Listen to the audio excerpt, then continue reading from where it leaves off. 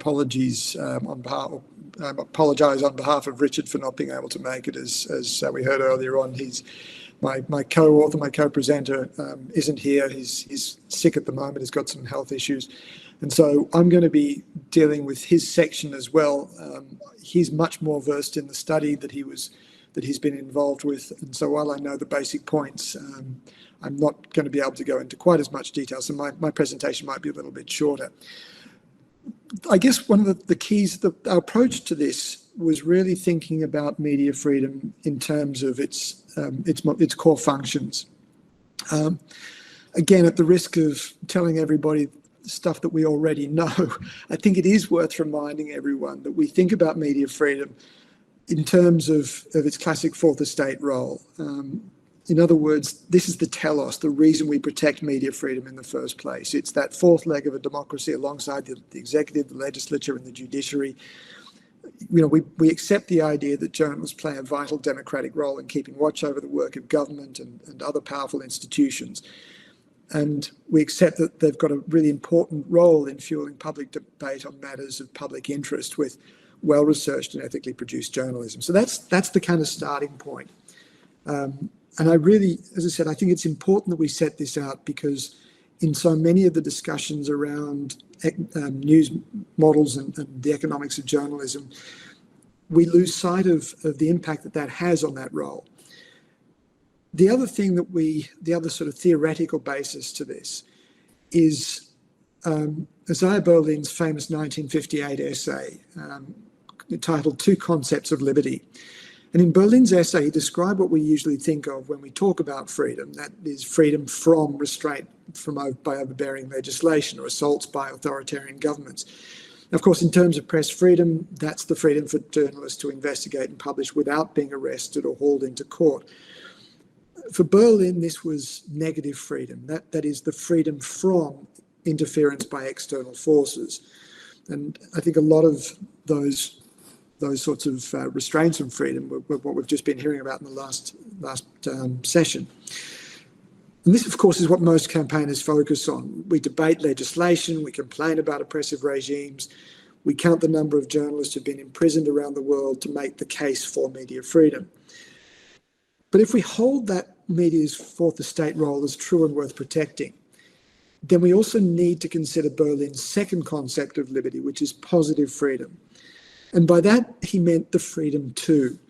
So Berlin argued that there's no point having the freedom from restrictive laws if you don't have the financial, the physical, or the intellectual capacity to actually exercise that freedom, to put it into practice. In simple terms, there's no point being free of laws that might stop you from going on holidays if you can't afford to take the time off work. I know that might sound a little bit esoteric, but in terms of media freedom, we argue that the industry and researchers and advocacy groups who've all been concerned with the media's democratic role have failed to recognise the really crippling impact, not failed to recognise, but I think often lost sight of the crippling impact that the collapse of business models have had on media's positive freedom. The media might well be relatively free to operate without arbitrary arrest or police intrusion in liberal democracies, like the UK or here in Australia, but their ability to do that democratically important work is really shrinking because it really doesn't make economic sense in so many ways. So that was the kind of starting point for this particular paper. And Richard has been doing a lot of work across regional Australia and regional Queensland. And he was looking at the way in which not just the impact of COVID, but the way in which the digital environment has created news deserts across a lot of regional Australia, but also had a dramatic impact on the editorial values and approaches of news organisations. What we saw as the result of COVID-19 wasn't so much, I think, the kind of wholesale change in the way that news organisations operated, but an acceleration of trends that we already saw. News Corporation, Rupert Murdoch's behemoth, is the dominant news organisation here in Australia. And they pulled out of a lot of regional Queensland, leaving only digital news in most of the communities that they served themselves. Most of regional Australia only has one, possibly two news organisations, and most of it really is only one single news organisation. And what we saw and what we've seen typically in news organisations everywhere, including in big metropolitan centres, is masthead surviving only in digital form behind a paywall. In regional terms, what that meant was that journalists numbers were slashed in regional communities. Most were pulled back to Brisbane, the capital of Queensland, to produce relatively generic regional content on things like weather, stock prices, interest rates, and so on. The truly local news was reduced to a tiny handful of stories. And so there really was little or no capacity to cover things like local council meetings, local politics, local courts, and so on. There were a few places, some local news starting to recover, but even then the emphasis was on generating subscriptions with similar consequences. One of the trends that we saw in News Corp also was the introduction of a system called Verity 2.0. And it was a way of measuring performance, the performance of journalists, individual journalists, but also the stories that they produced.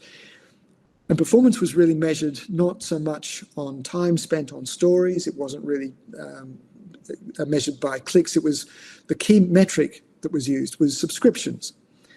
And so this is the way that most of the regional newspapers, particularly News Corp, is now generating its income. It's less about selling advertising than it is about hooking your readers into paying a subscription that has more sustainability than simple clicks and display ads. Of course, the biggest story of the year, the one that really drew in most subscriptions, was high school graduation stories and the photographs that went with them. Parents can't, and grandparents really can't resist clicking on or paying for a subscription if it gives them the opportunity to see their kids in fancy photographs at graduation ceremonies. And so we see fewer and fewer stories being produced about genuinely important public interest issues. That's the stuff that's democratically important, but really not so commercially sexy. More recently, Verity 2.0 has been using artificial intelligence to rewrite leads and headlines if a story isn't performing. It emphasises and automates headlines and intros that play to the algorithms and hook readers in, that get them to pay for subscriptions, not simply just click on a story.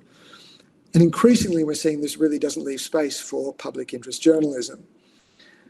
Another key development that we're seeing in Australia was what's called the News Media Bargaining Code. In a lot of respects, it was the great white hope of journalism in Australia. This goes back to 2021, when the news organisations and the government were all looking for ways of drawing in extra revenue into the newspapers, and the ACCC, the Australian Corporations Commission, looked at the platforms and argued that because the platforms were benefiting from the news content that news producers were creating, it was right that they should actually pay for that content. And that was widely viewed as a huge boon for news producers across Australia, as Google and Meta would start paying for news. What it meant was that, or it really compelled the news organisations, compelled the social media platforms to negotiate with the news producers on an individual basis to come up with a deal for content. In some places it worked, particularly for the large legacy news organisations. In other places it was a disaster. And Richard spent quite a bit of time looking at the Today Group, and this is a group of local newspapers, local and regional newspapers that are set up based in Victoria in the south, but they've got branches right across the country. And what they do is they have centralised management operations, centralised human resources operations, centralised accounting and advertising, all based in Victoria, and they've got groups of reporters and local newspapers scattered across the country in regional towns. The Today Group was awarded funds from Google through the Media Bargaining Code. And what's happened since then, as I said, it was seen as a huge boon, and in some respects it created a source of revenue that really was welcome. The trouble is, though, that the Melbourne corporate leadership took over the editorial control in the interest of meeting the Google demands and the contract. Now, of course, the corporate office is keen to be producing content that satisfies Google. Everything is fed through Google's platform twice a day from each newsroom in the Today Group, and that puts huge pressure on journalists. The interests of Google isn't about quality journalism, it isn't about public interest journalism, it isn't particularly interested in generating stories that investigate the local council, it isn't interested in particular about stories of local courts and so on. It's just about the churn. They just need to produce fresh stories twice a day. And so the journalists are doing everything they can to meet Google's corporate demands, the stories that are the low-hanging fruit. They're pressed into covering rubbish that meets the qualities that are needed. And there was a story, apparently the biggest story that the Today Group published was one about an OnlyFans star. And that, as you can imagine, generated quite a lot of subscriptions, quite a lot of clicks for Google. And this is, of course, at the expense of public interest stories that really serve the community. The other key problem with this is that nothing is embargoed or reserved for the print editions. And so each story gets turned into Google, gets churned through the system, and it's killing print as a platform in regional Queensland. It means that the local newspapers that would form the glue for a lot of those communities is disappearing. And we're losing the display ads that would have helped pay for the kind of journalism that's now at risk. So the question is, where to from here? Now, obviously each country has its own issues, and Australia's are in a lot of respects relatively unusual because there's sparsely populated regional towns that struggle to support local newspapers. Most of the towns can't support any more than one news outlet. We've got a highly concentrated media ownership system, but we want to emphasise that this isn't a paper on regional journalism in Australia. This is a paper on media freedom. And while we're obviously concerned with the fate of local and hyperlocal news services, our biggest concern is the impact that has on democratic debates and decision making. And so in that respect, we believe Australia isn't unique or even unusual. Some of you may be familiar with a wonderful project by the University of North Carolina that studies the impact of expanding news deserts in the US, and that's led by Penelope Abernathy. One of her key papers examined the impact of local newspaper closures on the costs of running local government in those communities, and they found a direct causal relationship between the two. When newspapers closed, the costs of local government went up, and almost inevitably by more than the cost of running the paper itself. Now, her project implies a very similar argument to ours, that we need to regard the economics of news businesses as challenges to media freedom, and in particular, that fourth estate role of journalism. Our work suggests that we need to consider proposed solutions through the same media freedom lens. The News Media Bargaining Code with Google and Meta originated here in Australia, and we're seeing iterations of that appearing all over the world. But as Richard has found, it turns out that rather than liberating regional journalism, it's in fact hollowing it out and turning it into a slave of the algorithms. Now, we don't believe that this is the fault of the journalists or the newspaper proprietors. They're doing their best to survive and using the tools that they've got. And it's also not their fault that the digital revolution rewards stories about, local high school dancers over investigations into local council finances, for example. And I don't think we can entirely blame the social media giants either.